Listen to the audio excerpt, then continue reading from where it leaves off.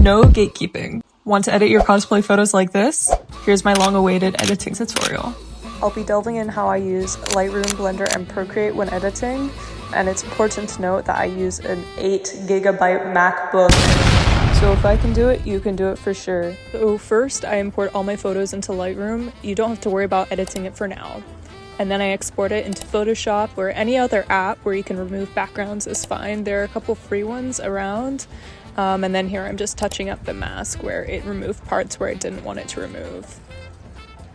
And then I export that as a PNG, and you have to make sure it is a PNG.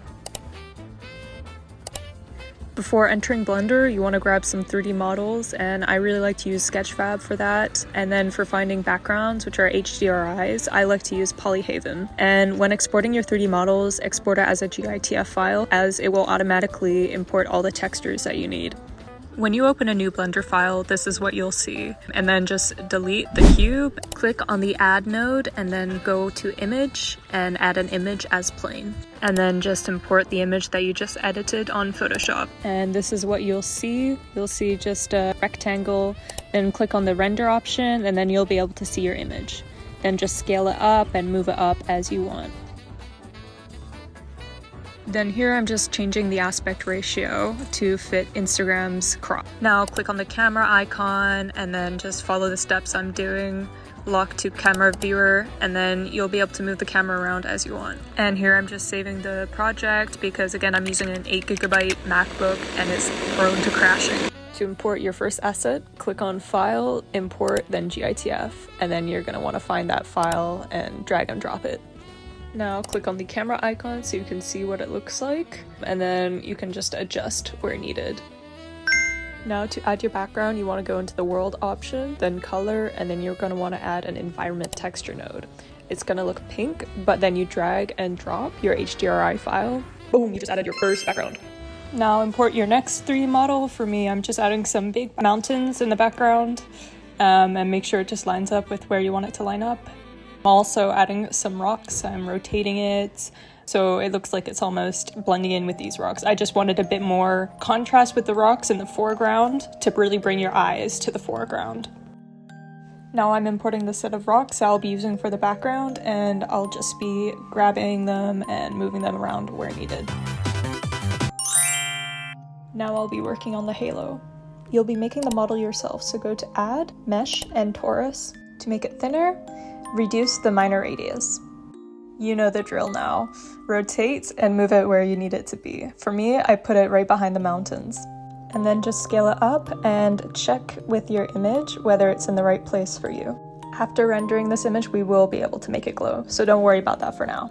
The process of making fog in Blender can be a bit weird if you've never done it before, so I'd recommend watching a tutorial on that as they would explain it much better than me, but I'll just go over a little bit of what I did.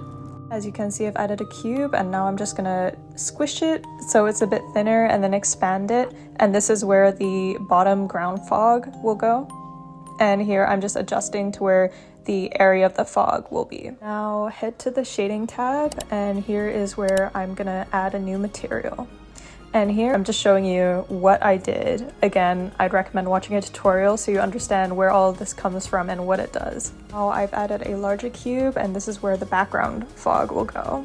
And here I'm just adjusting some of the settings that I've previously shown. Again, you can copy this if you like, or you can make the fog on your own. Now, I'm sure there's a better way to go about this, but I'm no expert in Blender, but I want the background to be more dense with fog than the foreground. So I've copied the cube that I just did, and I'm just extending that and putting it more in the background. And here's how the fog looks for now. I do want to say I did add some more fog by drawing on Procreate, but I will show you that process later. Now to add depth of field so that the foreground is more in focus than the background, you want to go and add an empty, and you want to place that where your image will be. Now click on the camera, and you're going to want to enable depth of field, and then you're going to want to click on your empty. Now here I'm just adjusting how much I want the background to be blurred, so you want to decrease the f-stop if you want it to be more blurry. I forgot to record this part, but I added some roses. I also forgot to record this important part, but basically you want to delete the image of yourself in Blender and then render the image so that you have just the photo of the background. Now we're in Procreate, and I've already added the background, myself, and I also drew in some shadows. Here I'm just adding some dots for some minute details. To make highlights pop, I just open a new layer, go onto the glimmer brush, and then just add it wherever needed. And then I switch the mode to lighten instead of normal, just to make it a little more subtle. To add some more fogs, go onto the clouds brush, and then just dab it on wherever needed. To add some fog wherever I added the glimmer as well. Then I switched the mode to screen, and this is how the fog looks. Now I wanted a bit more roses or petals, so I got a PNG of some roses, and here I'm just freehand cutting, copying, and pasting individual roses, and I'm just rotating them and distorting them. And here I'm almost making them follow a path, so it's almost going away from the sword. Make sure all of the petals are in the same layer, and then alpha lock, and here I'm drawing on a darker color. I also wanted to add some perspective blur, just to really enhance this direction that I'm talking about.